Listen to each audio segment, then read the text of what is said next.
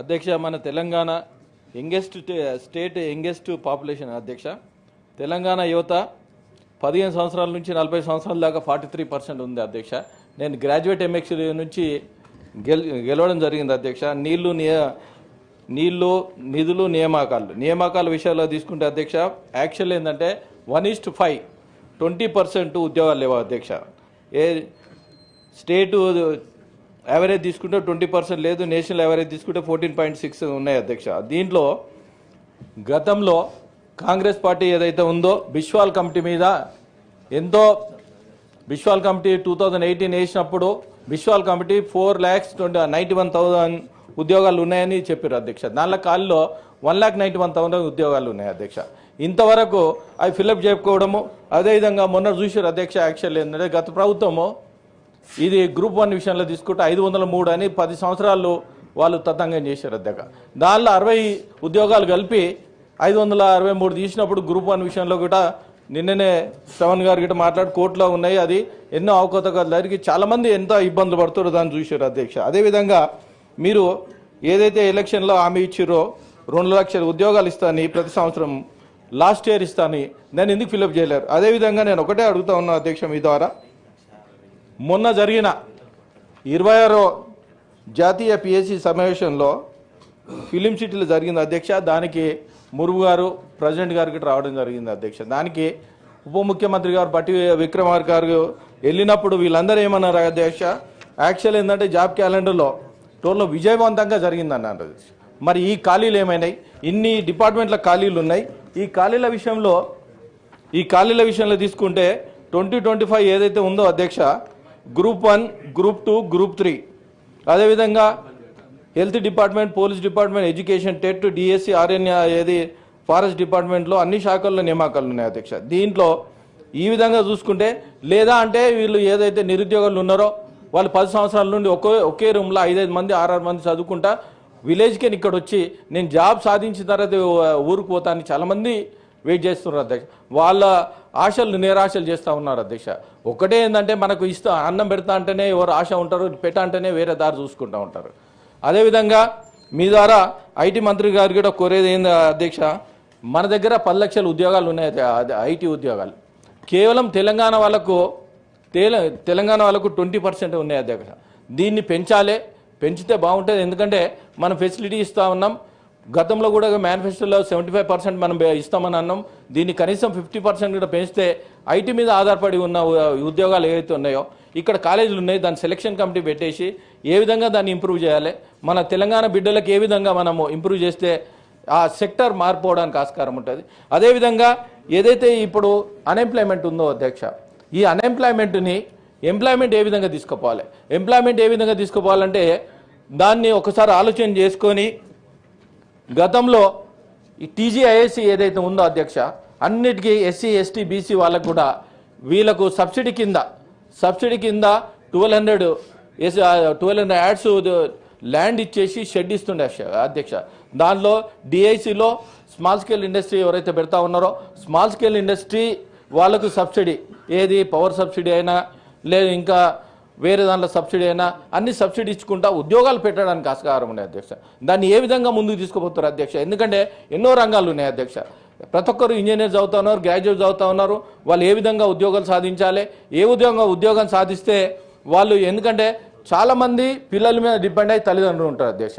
తల్లిదండ్రులు ఉన్నప్పుడు వాళ్ళకి ఏంటంటే లోన్ ఫెసిలిటీ చాలా ఇబ్బంది అవుతుంది అధ్యక్ష. వితౌట్ సెక్యూరిటీతో వాళ్ళకి లోన్ ఇచ్చిన మన దగ్గర ఇప్పుడు సిబిల్ వచ్చింది అధ్యక్ష. ఒక్కసారి లోన్ తీసుకున్నాను అనుకో, వాళ్ళు ఎక్కడ పోయినా కానీ, ఇండియాలో ఎక్కడ పోయినా కానీ లోన్ రాదు అధ్యక్ష. దీన్ని ఒక్కసారి ఆలోచించుకొని ఐటీ ఇండస్ట్రీ అయినా, లేకుంటే స్మాల్ స్కేల్ ఇండస్ట్రీ అయినా, లేదా ఇంజనీరింగ్ ఇండస్ట్రీ అయినా, లేదా ఇంకా ఏది ఆడపిల్లలు ఉన్నారనుకో, స్త్రీలు ఉన్నారనుకో, వాళ్లకు ఏ విధంగా ఫెసిలిటీ ఇస్తున్నారు. అన్నిటికన్నా దారుణం ఏంది అధ్యక్ష అంటే అర్బన్లో లేడీస్కి అయితే 20% వాళ్ళు ఉద్యోగాల మీద వాళ్ళు వేకెన్సీస్ ఉన్నాయి అధ్యక్ష. దాన్ని ఏ విధంగా మనం ఫిలప్ చేస్తే బాగుంటుంది అధ్యక్ష? ఎందుకంటే క్యూరు మనం ఏ విధంగా అన్నామో దానికి వాళ్ళకు అర్బన్ లేడీస్ చాలా ఇబ్బందులు ఉన్నారు అధ్యక్ష. దాని కూడా వాళ్ళకు ఏదన్నా ప్రాసెస్ ఇచ్చేసి దాన్ని ముందుకు తీసుకుపోతే, ముందు మనం ఒక ప్రాసెస్ కింద పోతే ఒక ఇండస్ట్రీ ఇస్తే దాని కింద కనీసం 10 మంది ఎంప్లాయ్మెంట్ జరుగుతుంది అధ్యక్ష. దీన్ని ఏ విధంగా మనం ముందు తీసుకుపోతే బాగుంటుంది. అదేవిధంగా ఒకవేళ జాబ్ క్యాలెండర్ తీసుకుంటే జాబ్ క్యాలెండర్ లేదా జీరో క్యాలెండర్ డిసైడ్ చేయండి అధ్యక్ష. ఇప్పుడు యూనియన్ పబ్లిక్ సర్వీస్ ఉంది, ఎవ్రీ ఇయర్ క్యాలెండర్ రిలీజ్ చేస్తూ ఉన్నారు. తెలంగాణ పబ్లిక్ సర్వీస్ కమిషన్ ఎందుకు చేస్తలేరు? ఇంతమంది పిఎస్సీల ముంగట బట్టి విక్రమార్ గారితో మన చైర్మన్ గారు ఏదైతే ఉన్నారో అబద్ధాలు చెప్పించిన దాఖలాలు ఉన్నాయి అధ్యక్ష. ఇవన్నీ ఉన్నాయి అధ్యక్ష. ఈ విధంగా తీసుకుంటే మన యువత ఎంత మీద ఆధారపడి ఉన్నది, మన మీద ఆధారపడి ఉన్నాం, మనం ఏం చేస్తూ ఉన్నాం. అదేవిధంగా బట్టి విక్రమార్ గారు మనం పోయినప్పుడు ఇన్ని పబ్లిక్ సర్వీస్ కమిషన్ ఏదైతే ఉన్నదో ఇవన్నీ మనం టోటల్ అన్ని స్టేట్లో కూడా మనం రావడం జరిగింది అధ్యక్ష. దీన్ని ఒక సమగ్రగా దీన్ని ఒకటే అధ్యక్ష. 10 రోజుల తిండి ఒకరోజు మనం తినలేం. ప్రతిరోజు మనం తింటా ఉన్నాం. ఎవ్రీ ఇయర్ క్యాలెండర్ రిలీజ్ చేస్తే వాళ్ళు ఉద్యోగాలు సాధిస్తారు, సాధించకపోతే ప్రైవేట్ ఉద్యోగాలు పోవడానికి ఆస్కారం ఉంటుంది అధ్యక్ష. గ్రూప్ 1 విషయంలో అదే జరిగింది. గ్రూప్ 1, గ్రూప్ 2, గ్రూప్ 3 విషయాలు ఏదైతే ఉందో అధ్యక్ష, ఈ రోజు నుంచి అయినా మనం బిస్వాల్ కమిటీ మీద ఆధారపడి ఎప్పుడైతే గత ఆపోజిట్ ఉన్నప్పుడు బిస్వాల్ కమిటీ మీద ఏదైతే ఆధారపడి ఉన్నామో 1,91,000 ఉద్యోగాలు ఏదైతే ఖాళీ ఉన్నాయో బేషరతుగా ఇమీడియట్లీ మనం ఫిలప్ చేస్తేనే మనం ఇచ్చిన మాట నిలబెట్టుకోవడానికి ఆస్కారం ఉంది. మేనిఫెస్టోలో ఏదైతే పెట్టిరో గతంలో కూడా అసెంబ్లీ సాక్షిగా సెప్టెంబర్ 17 లోపల మనం ఫిలప్ చేస్తామన్న అధ్యక్ష. ఇంతవరకు గతంలో ఏంటంటే 60,000 ఉద్యోగాలు ఇచ్చిన అన్నారు. నోటిఫికేషన్ 2023లో కూడా వాళ్ళు ఇచ్చిరో మనం ఏంటంటే అపాయింట్మెంట్ ఆర్డర్ ఇచ్చినాం. 10,000 ఉద్యోగాలే మనం ఇవ్వడం జరిగింది. దీన్ని కూడా ఒకసారి ఆలోచన చేసుకొని ఏదైతే ఖాళీలు ఉన్నాయో అవన్నీ ఫిలప్ చేయాలి. ఫిలప్ చేస్తేనే నిరుద్యోగులకు మనం ఉద్యోగాలు ఇచ్చినట్టున్నాం. నిరుద్యోగులను కూడా ఎంటర్ప్రైనర్స్ కింద ఏ విధంగా తీసుకురావాలి, ఏ విధంగా తీసుకుపోవాలి, దాన్ని కూడా ఒకసారి ఆలోచించుకొని వాళ్ళందరినీ తెలంగాణ మొత్తం శస్యశ్యామలను చేసేటట్టు నిరుద్యోగులను ఉద్యోగాల కింద లేకుంటే ఎంటర్ప్రైనర్స్ కింద వాళ్ళకి ట్రైనింగ్ ఇచ్చేసి లేదా సబ్సిడీ కింద మనం ఇవి ఇస్తూ ఉన్నాం. ఇప్పుడు టీజీఐసీ కింద కొత్త మనము ల్యాండ్స్ అలొకేషన్ చేస్తూ ఉన్నాం. పరంపోకు ల్యాండ్స్ తీసుకుంటున్నాం. గతంలో ఏమవుతుందంటే ఎస్సీ ఎస్టీ బీసీ వాళ్ళకు కూడా అలొకేషన్ ఉంటుండే.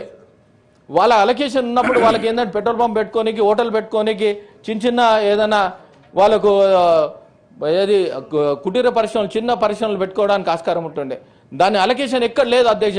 కొత్త ఇప్పుడు టీజీఐసీ వచ్చిన తర్వాత కూడా దాన్ని ప్లాన్ చేసుకుంటే దీన్ని 100% ఎలిమినేషన్ చేయడానికి ఆస్కారం ఉంటుంది. మీ ద్వారా నేను కోరుతా ఉన్నాను అధ్యక్ష.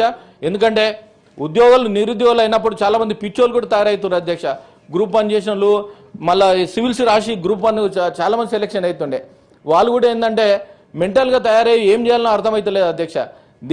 మనం ఎట్టి పరిస్థితుల్లో మనం రాబోయే రోజుల్లో జీరో క్యాలెండర్ రిలీజ్ చేయాలి, లేదా మనము ఏదన్నా మనము ఈ ఫెసిలిటీ ఇస్తాం, లేదా వాళ్ళని ఎంటర్ప్రైనర్ చేస్తాం, లేదా ఉద్యోగాలు ఇస్తాం.